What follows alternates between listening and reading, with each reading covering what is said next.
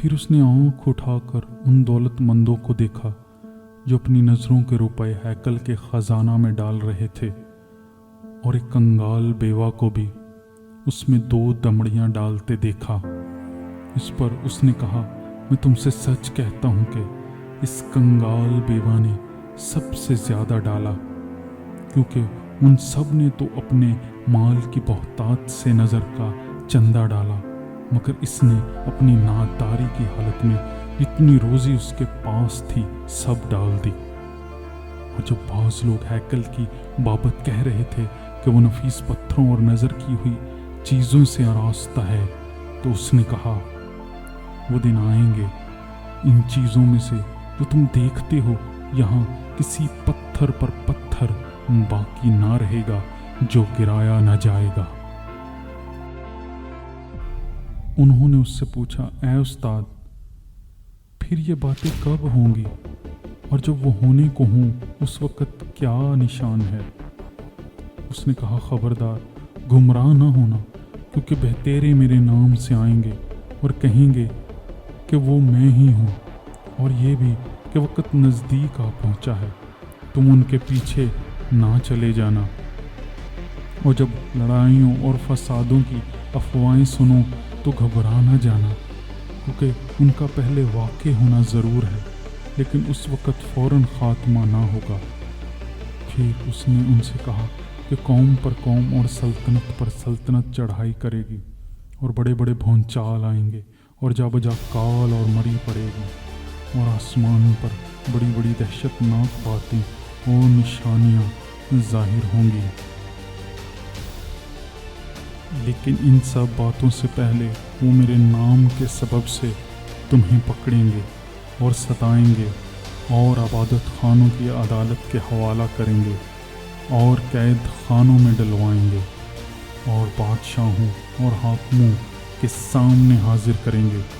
और ये तुम्हारा गवाही देने का मौका होगा। बस अपने दिल में ठान रखो कि हम पहले से फ़िक्र ना करें कि क्या जवाब दें, क्योंकि मैं तुम्हें ऐसी ज़ुबान और हिकमत दूंगा कि तुम्हारे किसी मुखालफ को सामना करने या खिलाफ कहने का मकदूर ना होगा, और तुम्हें माँ बाप और भाई और रिश्तेदार और दोस्त भी पकड़वाएंगे, बल्कि वो तुम में से बाज़ को मरवा डालेंगे, और मेरे नाम के सबब से सब लोग तुमसे अदावत रखेंगे, लेकिन तुम्हारे सर का एक बाल भी बिका ना होगा। अपने सब्र से तुम अपनी जानें बचाए रखोगे। फिर जब तुम यरूशलेम को फौजों से गिरा हुआ देखो तो जान लेना कि उसका उजड़ जाना नज़दीक है। उस वक़्त जो यहूदिया में हों पहाड़ों पर भाग जाएं, और जो यरूशलेम के अंदर हों वो बाहर निकल जाएं, और जो देहात में हों शहर में ना जाएं,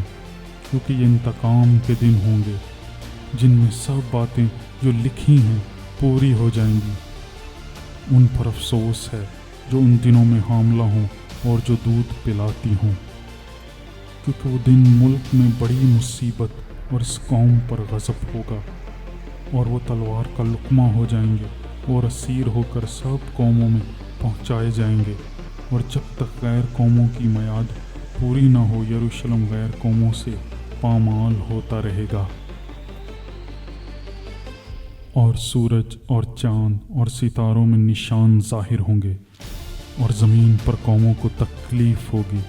क्योंकि वह समुद्र और उसकी लहरों के शोर से घबरा जाएंगे, और डर के मारे और आसमान पर आने वाली बलाओं की राह देखते देखते लोगों की जान में जान ना रहेगी, इसलिए कि आसमान की क़ुव्वतें हिलाई जाएंगी।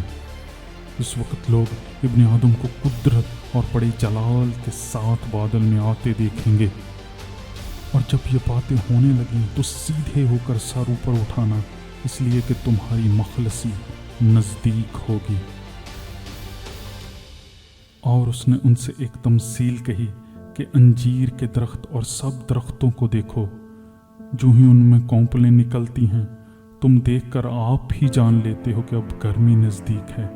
इसी तरह जब तुम इन बातों को होते देखो तो जान लो कि खुदा की बादशाही नज़दीक है। मैं तुमसे सच कहता हूँ कि जब तक ये सब बातें ना हो लें, ये नस्ल हरगिज़ तमाम ना होगी।